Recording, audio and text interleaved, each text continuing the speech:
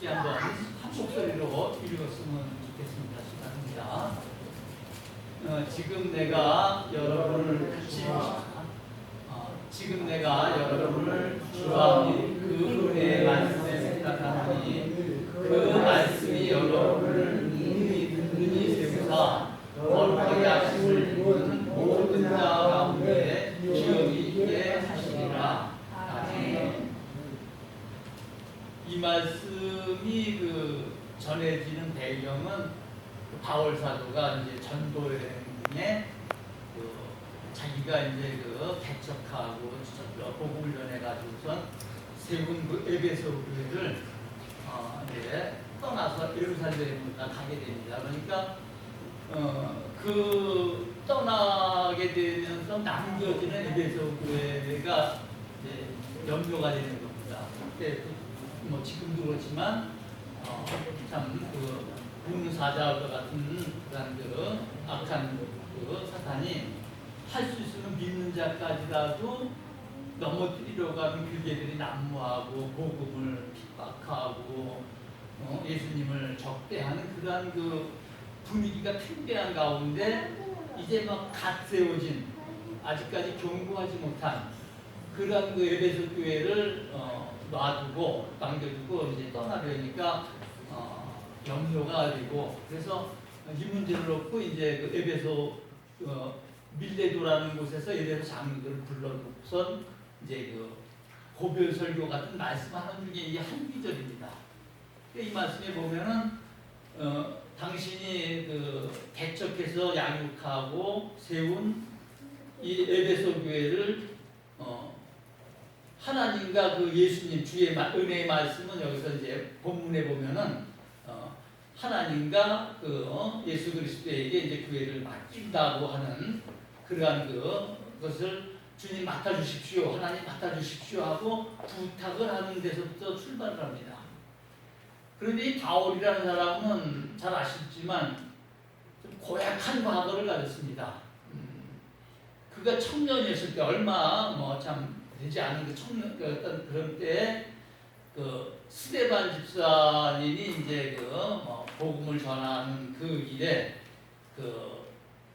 군중들이 이제 분노를 해서 하나님의 진리의 말씀, 생명의 말씀을 전하는 것을 생명 바깥에 있는 사람들은 성령을 거스르고 성령이 거북하고 성령이 싫고 성령을 배척할 수밖에 없는 그러한 심령 가운데 있기 때문에 스데반 집사님이 성령에 충만해가지고 여러분들이 십자가에 달려서 죽인 예수가 바로 하나님의 아들이시고 그는 그 사망에 묶여있지 않았고 그 사망 권세를 이기고 그는 다시 부활하셨다라고 하는 그러한 증거를 견딜 수가 없는 겁니다. 그 말을 그냥 시시하게 쭈삣쭈삣거리면서 하면은 좀 무시를 할 수가 있는데 성령의 은혜 가운데 너무 파워가 능력이 강력하게 전파하니까 그 말씀 앞에서 막 넘어질 정도로 따라서 강한 말씀 앞에서 이들이 견딜 수 없으니까 반대급부적으로 이제 막 돌을 들어서 스데반을 이제 때려 죽이지 않습니까? 돌로 때려 죽입니다. 그런 과정 속에서 이제 그를 돌로 때려 죽이는 그들이 겉옷을 벗어가지고 이 사울, 그때는 청년, 이게 로마식 발음으로는 사울이고 헬라식 발음으로는 바울입니다. 그래서 이제 청년 사울에게 그 앞에다가 겉옷을 놔줘요. 겉옷을 놔준다는 얘기는 그가 이 일에 모든 내가 책임질게. 내가 앞장설 테니까 하여튼 걱정하지 말고 없애버리자, 죽이자. 이래 가서 지금 일이 벌어지고 급기야는 스데반 집사님이 이제 순교를 하시게 되죠. 거기서 끝난 게 아닙니다. 사울이 그러니까 하나님을 섬기는 데는 그 누구에 뒤지지 않을 정도로 강한 열심을, 아주 놀라운 열정을 가지고 있었지만 그가 예수님이 하나님의 아들이시고 삼위일체 하나님이시지만 그가 세상 죄를 대신 다 짊어지시고 그리고 부활하셨다고 하는 이런 사실에 대해서는 야, 메시아가 어떻게 나사렛에서 나올 수가 있어? 어떻게 하나님의 아들이 사람일 수가 있어? 이러면서 그 예수님을 믿지라는 겁니다. 예수님을 동시대 사람이나 마찬가지예요. 아마 직접 봤을지도 몰라요. 뭐 기록은 없으니까 모르지만 상상해 보건데 뭐 그렇게 떠들썩한 그 예수님을 그렇게 많은 그런 이슈를 일으키신 분을 사도 청년 사월이 못 봤을 리가 없고 모를 리가 없을 테지만 그를 인정할 수가 없었죠. 그래서 이제 스데반을 죽이는 일에 자기가 뭐 모든 책임을 졌을 정도로 끝난 게 아니라 교회를 아주 그냥 잔멸, 한 번밖에 안 나오는 단어입니다. 잔멸. 그러니까 아주 잔혹하게 그냥 박살을 내고 완전히 파탄을 내고 완전히 옥대되고 하는 그 혈기가 등등해가지고 그래서 믿는 자들을 잡아다가 가지고 이제 그 예루살렘에서 그러는 거로다가 이 분이 풀리질 않아가지고 다메섹이 되는 곳까지 이제 다니면서 이제 그 공문을 받아서 저기 잡아 올 수 있는 권한을 받아가지고서 이제 다메섹으로 가지 않습니까? 그 과정 속에서 이제 급하고 강한 빛이 그에게 내려비치고 그가 넘어지고 그에게 사오라서 내가 왜 나를 핍박하느냐? 주여 유시오니까 나는 네가 핍박하는 예수라 라고 하는 그 말씀 앞에서 이게 거꾸러지고 회심을 해서 그때 이제 이 참 교회를 잔멸하고 핍박하던 이 바울이 이제 그 부활하신 주님을 자기가 그 길에서 만나고 그 빛 가운데서 앞을 보지 못하게 되는 그러한 과정을 지나고 여러 가지 과정을 지나면서 이제 그분은 살아계신 하나님의 아들이시고 그리고 온 세상에 구세주이신 것을 이제 체험했습니다. 이제 회심을 했어요. 이제 그래서 그는 그 교회를 핍박하는 그 열정이 변해서 그 주님을 전하는 열정으로 이제 바뀌어진 겁니다. 그러니까 그때 다메섹 도상에서 이 바울은 교회를 예수님을 믿는 그 교인들을 핍박했는데 그 음성은 왜 나를 핍박하느냐 라고 하는 음성을 들은 거예요. 그러니까 그 교인들이 바로 예수님이라고 하는 것을 동일시되고 있다는 사실을 거기서 알았죠. 그러니까 이제 지금 부탁하는 말씀이 하나님과 예수님한테 주님한테만 이 교회를 에베소 교회를 맡기기만 하면은 부탁만 하면은 이 교회의 성도들과 예수님은 동일시 당신 자신이 한 몸으로 여기시고 계시기 때문에 한 생명으로 연결되어져 있기 때문에 주와 합하여서 한영되어진 그러한 무리들이기 때문에 걱정할 것이 없다라고 이제 그래서 이 말씀이 나오는 거라고 생각을 합니다. 그래서 주님한테 맡깁니다. 주님이 이제 참 쉽게 말로 이렇게 단계적으로 끊어서 본다면은 이제 이 에베소 교회를 책임지고 지키고 보호하고 양육하고 인도해줄 책임이 바울에게서 예수님한테 넘어간 겁니다. 그 은혜의 말씀이신 예수님한테 넘어갔는데, 근데 이 예수님은 또 제자들에게 내가 떠나가는 것이 너에게 유익이다. 내가 가서 아버지께 부탁을 해서 보혜사 성령을 너에게 보내줄 테니까 그가 와서 내가 너희에게 말한 모든 것들을 기억나게 하고 그리고선 그 너희들의 그 모든 것들을 인도하실 것이다 라고 하면서 예수님은 그러니까 바울이 지금 그냥 시간을 막 이렇게 뒤섞어 갑니다. 어쨌든 의미적으로 봤을 때 바울은 예수님한테 교회를 부탁했고 그 예수님은 이제 부활하셔서 승천하셔서 육신을 입으셨고 오셨던 이 땅을 잠시 떠나시게 되면서 다시 성령에게 부탁한 겁니다. 그러니까 이번에는 그 부탁이 누구한테 넘어갔냐면 성령한테 넘어갔습니다. 그래서 이제 우리 모든 교회의 그 지체들은 교회의 형제자매들은 이제 성령이 교회들에게 하시는 말씀을 들어야 되는 그러한 단계로 넘어왔습니다. 그러니까 계시록에서 보면 소아시아에 7교회가 있는데 그 교회들을 향해서 그 성령께서 하시는 기록되어 있는 말씀이 귀 있는 자는 성령이 교회들에게 하시는 말씀을 들을지어다 그럽니다. 그래서 이제는 그 말씀을 들어야 되는 그 단계, 그래서 세대주의자는 아닙니다. 세대주의자는 아니지만 시대적으로 본다면은 지금은 은혜의 시대고 성령의 시대고 또 교회의 시대입니다. 다 주님이 다시 오실 때까지 이 성령의 시대, 은혜의 시대가 지금 우리가 지금 지나가고 있는 이 시대인데, 그럼 이 시대에 우리에게 첫 번째 해야 될 일은 성령께서 교회들에게 하시는 말씀을 듣는 겁니다. 귀 있는 자는 들을지어다 그랬는데 우리 다 귀가 있죠. 저는 나이가 먹다 보니까 좀 가는기가 먹어서 얼른 못 알아듣고 좀 멍청하게 다시 좀 우물쭈물 거릴 때가 있습니다만 어차피 귀가 다 있어서 우리는 말을 듣습니다. 근데 성령이 교회들에게 하시는 말씀이 지금 우리들에게 들립니까? 사실 안 들리죠. 왜냐면 이 귀는 오관 감각기가 아닙니다. 귀를 통해서 물론 소리의 세계가 비로소 우리에게 이제 연결이 되죠. 이 귀가 없고 듣지 못한다면 우리에게는, 그 사람한테는 소리의 세계는 없는 겁니다. 마찬가지로 눈을 통해서 어떤 그 움직임이나 색채나 이런 것들이 그 세상이 열려지죠.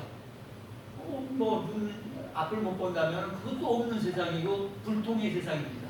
그렇듯이 오감을 통해서 우리가 이 자연계에 있는 이런 그 모든 것들을 우리가 우리 안으로 받아들입니다. 그런데 하나님은 영이시고 하나님의 말씀은 영적인 말씀이고, 지금 우리는 영적인 그러한 존재들로서 우리가 영은 아니고 영적인 존재들입니다. 그러니까 우리가 그냥 육신 입은 육의 존재들이 아니고, 이제는 우리가 주님을 믿음으로 인해서 이제는 그 생명의 성령을 받은, 그래서 이제는 영적인 존재들입니다. 영적인 존재들은 그러면 영이신 하나님의 세계하고 접촉을 해야 됩니다. 소통을 해야 됩니다. 그 소통하는 그 채널이, 그 주파수가 맞을 때 우리가 아무리 드라마를 보고 싶어도 그 드라마가 나오는 방송국의 그 채널이 맞아야 되고, 극동 방송을 듣고 싶어도 98.1인가 몇인가요? 얘기하는데 그 주파수가 맞아야지 그 방송이 나오지, 안 맞으면 안 나오고 텔레비도 안 나옵니다. 그 드라마가 안 나옵니다. 마찬가지로 영이신 하나님의 그 영의 세계에 우리가 그 연결이 되어지고, 그 세계에서 그 세계를 보고 그 세계를 들리는 말씀을 들으려면은 우리도 영적인 주파수를 맞춰야 되는 거죠. 영적인 주파수가 맞지 않으면은 우리는 그 세계를 볼 수도, 들을 수도, 만질 수도, 들어갈 수도, 관계할 수도, 소통할 수도 아무런 관계가 없는 그런 없는 세계가 됩니다. 없는 세계. 그러면은 우리가 이 영적인 주파수를 갖게 되는 거는 그 영적인 기관이 있어야 맞습니다. 눈이 있어야지 물체 세계가 우리가 이렇게 인식이 되고, 귀가 있어야지 소리가 세계가 열려지고 그래서 소통이 되는데, 이 영의 세계는 그럼 어느 걸 통해서 우리가 열려지고 들려지고 만져지고 모아질까요?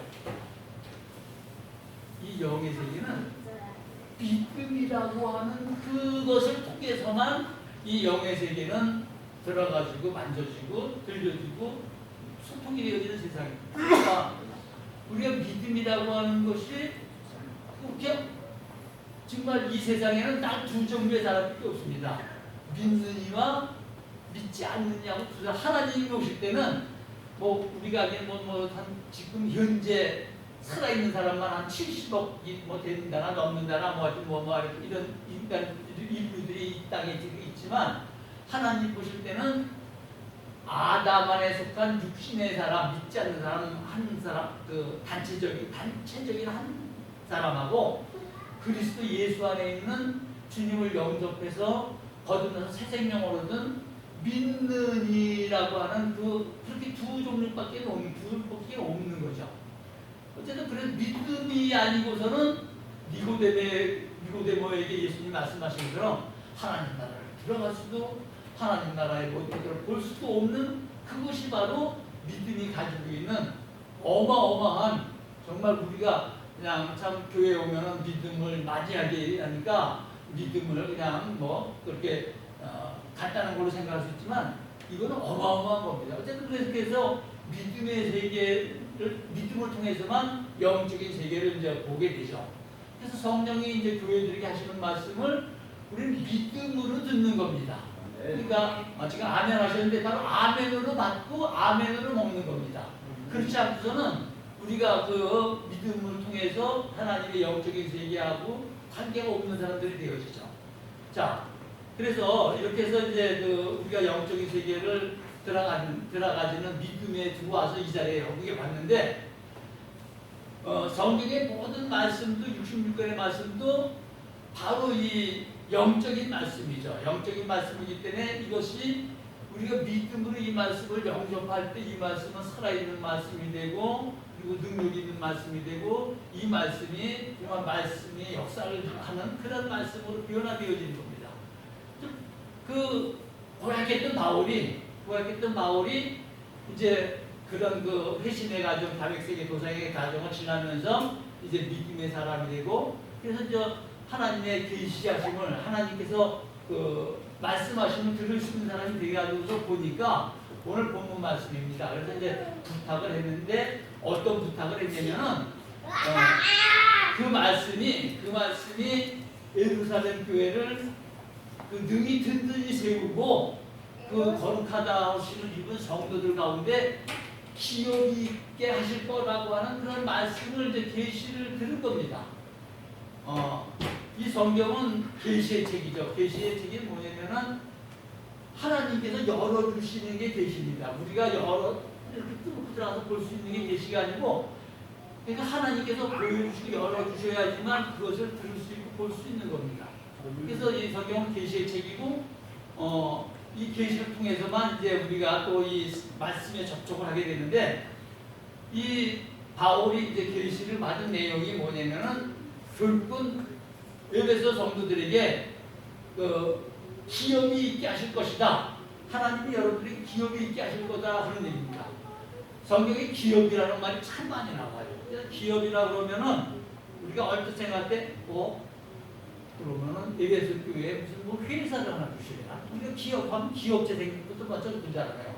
우리가 일상 대화 속에서는 기업이라는 말을 별로 쓰질 않습니다. 기업이라는 말을 별로 쓰질 않고 그냥 이 성경에서 말하는 기업은 그 애굽에서 종살이 하고 있었던 이스라엘 백성들에게 그들을 해방시켜서 구출을 해가지고 출애굽 시켜가지고 젖과 꿀이 흐르는 넓고 광활한 땅, 가나안 땅을 너희들에게 기업을 주겠다 해서 기업이 이제 등장을 하고 계속해서 성경에는 기업이라는 단어가 참 많이 나옵니다.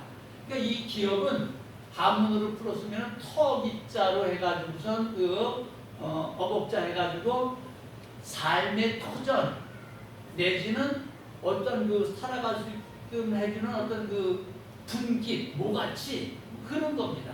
그러니까 이스라엘 백성들에게 하나님이 기업을 주시는데 이 기업은 바로 가나안 땅입니다. 땅. 그 땅이 삶의 터전입니다. 그래서 이 기업이 이제 성경에서 여러 가지 의미로 되어지는데 이스라엘 백성에게 주는 그 가나안 땅을 기업이라고 얘기하기도 하고, 또 그 아론 족속에게는 하나님이 내가 너의 기업이 되겠다 그럽니다. 그러니까 아론은 땅을 삶을 토전으로 해서 사는 게 아니라 하나님의 공급하심, 하나님의 그 채워주심을 통해서 살아가는 그런 그 삶을 살게 될 거기 때문에 그에게는 하나님이 기업이 됩니다. 근데 또 하나님이 뭐라고 하시냐면 너희가 나의 기업이다 그럽니다.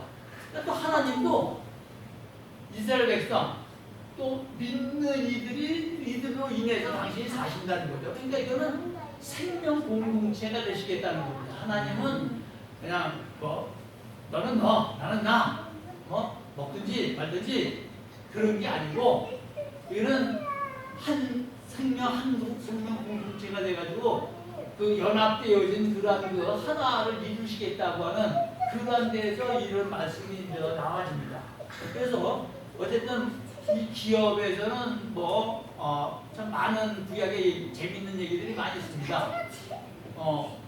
이 기업을 받았는데 그러니까 가나안 땅을 2배를 받았는데 살다가 보니까 뭐 좀 필요한 게 있어서 땅을 뭐 좀 저장 잡히기도 하고 때로는 심하면 팔기도 하고 뭐 그렇게 했는데 또 일이 뭐 정말 뒤로 자빠졌는데 콧장내가 깨지는 거 모양 일이 자꾸 뭐 꼬여서 할 수 없어서 뭐 빚을 지기도 하고 빚을 졌는데 빚을 갚지 못하니까 뭐 성경에 자주 나와요. 자녀들을 그 빚쟁이 종으로다가 뭐 빼기도 하고 막 이런 시간들이 많이 나와요.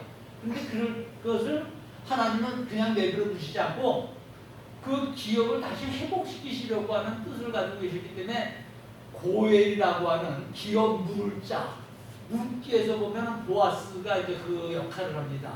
그러니까 땅을 팔아먹었어요. 쉽게 말하면 팔아먹었어요. 아니면 저당 어떤 그 담보 잡히고선 돈을 냈어요. 어쨌든 거기서 종으로 팔려갔어요. 이랬거나 아니면 억울한 일 당했는데 이 억울한 걸 갚을 필요 없어요.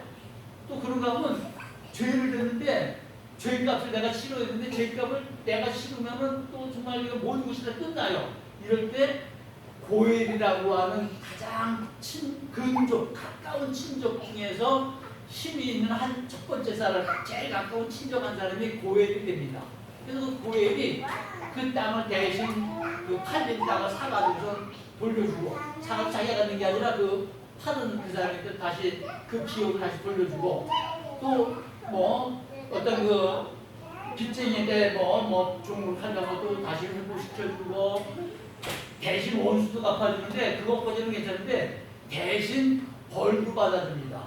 옛날에 우리나라에서 보면은 죄를 지어서 관가에 가서 곤장을 맞게 되면 대신 가서 곤장 맞아주고서 보리쌀 때 받아오고 그랬다는 얘기도 나오는데 대신 벌도 받아주고 이런 게 고엘입니다. 그런데 우리가 모두 죄에 팔렸죠. 그래서 사망의 지금 매인자들이 됐고 결국 우리의 운명은 지옥에 들어갈 수밖에 없는 그러한 운명으로다가 지금 떨어졌지만 그것을 다시 회복시켜 건져주시기 위해서 고엘로 오신 예수님이 바로 그러한 또 모형을 통해서 고엘 제도라는 모형을 통해서 오늘까지 이루고 있는 것도 봅니다. 자, 그러면 본문으로 돌아옵시다. 본문에서 그 믿는 이에게, 즉 에베소 교회가 믿는 이에게 기업이 있게 하시라 했는데 이 기업이 과연 무엇일 거냐 그런 얘기입니다. 오늘 우리에게 기업을 주신다면 삶의 터전을 주신다는 그런 얘기가 되는데 그 의미는 맞습니다. 그 의미는 맞는데 지금 사실 우리가 교회를 나왔다 그래가지고서 그럼 무슨 하나님이 바로 그냥 우리가 우리의 생활을 책임져 주시고 복을 주셔가지고서 우리의 문제들이 해결되게끔 이렇게 바로 하시지 않잖아요. 우리 그런 거 참 흔하게 아주 일상적인 경험은 아니잖아요. 물론 하나님이 우리를 도우시고 날마다 일마다 때마다 살아 숨쉬는 순간순간들마다 그 은혜가 없이는 우리는 못 살아요. 그 은혜 때문에 살아요. 은혜 때문에 살지만 그렇지만 하나님이 지금 어떤 물질을 돈을 주시고 땅을 주시고 그런다고 하는 그런 믿음은 아니잖아요. 물론 그런 기복신앙도 있습니다만은 그건 좀 왜곡된 그런 신앙입니다. 어쨌든 그런 기업을 우리에게 주신다는데 이 기업이 뭔지를 한번 우리가 살펴봐야 되는데 자, 두 번째 설교 좀 띄워주실래요? 에베소서 1장 말씀. 에베소서 1장에 있는 말씀입니다. 이 기업이 무엇인지 보려면은 이 말씀을 통해서 또 봐야 돼요. 우리 한번 같이 읽어봅시다. 우리 주 예수 그리스도의 하나님 영광의 아버지께서 지혜와 계시의 영을 너희에게 주사 하나님을 알게 하시고 너희 마음의 그를 밝히사 그의 부르심의 소망이 무엇이며 성부 안에서 긴 교회의 영광의 풍성함이 무엇이며 그의 이름으로 영사를 따라 우리에게 베푸신 능력의 계시의 어떠한 것을 너희가 알게 하시기를 구하노라. 아멘. 그러니까 이 기업이 무엇인지를 우리가 알려면은 지혜와 계시의 영을 우리가 받아야 돼요. 하나님이 그 영을 우리에게 주셔야 돼요. 그래야지 지금 우리가 우리에게 주시는 기업의 내용을 알고 그 영을 지혜와 계시의 영을 받았을 때 우리의 마음의 눈이 밝아져서 그래서 우리에게 주신 기업의 그 영광의 그 놀라운 것들을 이제 알 수 있는 그런 단계로 넘어가집니다. 조금 길어서 이거를 같이 읽으시라 그러기는 조금 좀 그런데 이 다음 말씀이 저 고린도서 12장인데 그냥 제가 좀 그냥 말씀을 할게요. 고린도서 12장 12절서부터 27절의 말씀을 보면은 우리가 이렇게 그리스도가 교회의 머리가 되시고 교회는 그 머리가 되시는 그리스도의 몸이고 우리 믿는 이들은 그 몸된 그 몸의 지체들이라는 겁니다. 몸에는 많은 지체가 있잖아요. 우리 우리 모든 기관들이 이렇게 있는데 그 기관들이 전부 다 역할이 있어요. 그러니까 실업자가 없어요. 우리 몸의 기관들은 실업자가 없어요. 다 그 역할이 있고 그 역할에 대해서 원망하고 불평하고 뭐 시기하고 질투하고 쉽게 말하면 엉덩이가 이쁘고 야 너는 맨날 먹기만 하고 나는 맨날 너가 먹은 거 정리 치우기만 하고 들어서 못하겠다 나 아래 갔다고 파업하거나 그거 하지 않아요. 시원하죠. 엉덩이 뒤에 갔다 오면 아주 시원하고 좋습니다. 입이 맛있게 먹은 거 그거 다 어디로 갑니까? 그 영양분은 다 갑니다. 다 가죠. 다 나눠줍니다. 이렇듯이 온몸 안에는 다 서로 눈이 잘 봤기 때문에 돌잡이에 돌에 걸거쳐서 너무 자빠지지 않고 개똥도 막지 않지. 눈이 제대로 못 보면은 그 사단납니다. 눈이 잘 보이게끔 잘 안 보이면은 좀 더 되게 다리도 들어주고 다 협조를 해줘 하면서 그 역할 다 하게 해줘요. 불평 없어요. 그리고서 어디가 조금 몸이 하나 참 불편하면은 그 불편하다고 이게 때문에 참 골치 아프다고 차례는 없어져라 하면서 이거 없애버리니까 팔 없어지니까 이거 안 되겠다 이거 팔 부러졌으니까 이거 내뜨려라. 안 내뜨려요. 결국 해고시키지 않아요. 용퇴시키지 않아요. 이것 때문에 오래 참고 이것을 위해서 오른팔이 못하면 왼팔이 대신해주고 이래가면서 다 놔두고 아주 극진하게 해줍니다. 다 해서 다시 온전한 몸으로 만들어요. 그러니까 어느 지체가 하나든지 연약한 지체나 아니면은 어떤 그 어려운 지체가 있다고 해도 그거 미워하지도 않고 또 어떻게 보면은 맨날 얼굴은 그래도 화장도 바르고 무슨 이렇게 꾸미고 이렇게 보이려고 좀 하잖아요. 그렇게 안 하려고 하는데 그렇다고 해서 시기하고 질투는 어쩔 수 없어요. 발꼬락은 맨날 양말 속에서 신발 속에서 꼬락 내가 꼴꼴 났다고 야 얼굴 내가 맨날 꾸미고 나는 이게 못고 이러지도 않아요.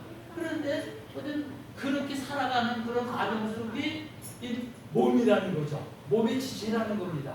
그래서 하나님은 몸을 고르게 해가지고 분쟁도 없고 어떤 그런 부족함도 없게끔 그 연약함을 채우시고 그 존귀케 하시고 다 그렇게 보양하신다는 그 말씀이 지금 읽진 않았습니다. 고린도전서 12장 12절 20절의 말씀을 대충 그냥 요약한 마음은 그런 말씀입니다. 그러면은 우리가 주님을 믿음으로 인해서 누가 되냐면 몸된 교회가 됩니다. 이 몸인 교회의 머리는 예수님이시고 예수님이 머리가 되시는 이 몸인 교회의 우리 성도들은 지체가 되어지죠. 그러니까 어느 한 지체도 그 역할이 다 있어요. 그 직임이 다 있어요. 필요 없는 사람은 하나도 없어요. 또 무시할 수 있는 사람도 하나도 없어요. 어느 지체나 소중한 지체가 하나도 다 고르게 하면서 다 하는 겁니다. 근데 실질적으로 지금 우리가 교회 생활하면서 그것이 이루어지지 있다고는 솔직히 저 자신도 그걸 실천 못해요. 안 되고 있어요. 우리는 아직까지도 그런데 그럼 왜 우리를 그 기업, 지체가 되는 기업을 우리에게 주시는다고 지금 계시의 말씀을 주시느냐? 이스라엘 백성이 가나안 땅을 기업으로 약속으로다가 받고 지금 요단강 홍해를 건너서 광야길을 갑니다. 광야길을 갈 적에 광야는 사람이 살 수가 없는 거예요. 도저히 할 짓이 없어요. 뭐 해먹고 살 짓이 없어요. 뭐 어떻게 뭐 땡볕에 뭐 그늘 막을 것도 없고 마실 것도 없고 뭐 지가 노력해가지고 뭐 하나 무슨 뭐 하나 심어서 먹거나 뭐 따서 먹거나 뭐 해서 아무것도 없어요. 아무것도 없는데 만나를 주세요.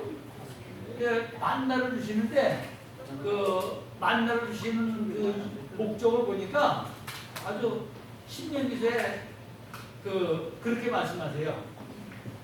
네 조상이 알지 못하던 이 만나를 너에게 주어서 먹게 했는데 이 만나를 주어서 먹게 하는 이유는 그 너희를 낮추고 그러니까 뭐 자기가 뭐 해서 뭐 얻고 일고 그러면은 저부터는 좀 후출하고 누가 뭐 알아주지 않으면 은근히 속이 좀 뒤집기도 하고 좀 뭔가 이런 드러내고 싶고 그런 게 인간의 짓이잖아요.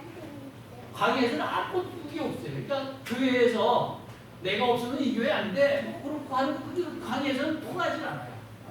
할 짓이 없으니까. 그래서 낮추시고 또 시험을 하셨다 그래요.